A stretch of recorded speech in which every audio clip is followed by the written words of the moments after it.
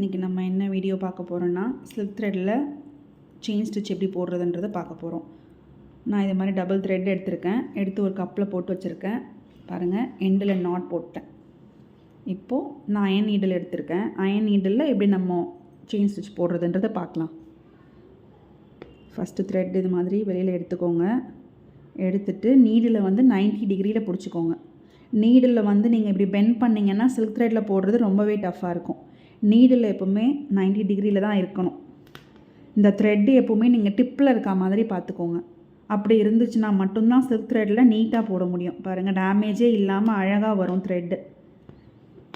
நீங்கள் பெண்ட் பண்ணி போட்டிங்கன்னா ரொம்ப டஃப்பாக இருக்கும் உங்களுக்கு போடுறதுக்கு. பாருங்கள், இப்போது நாட் போடுறதுக்கு குட்டி செயின் போட்டுக்கோங்க.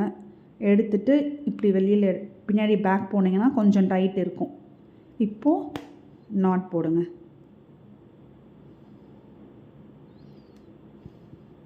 ஓகேவா? தேங்க்யூ.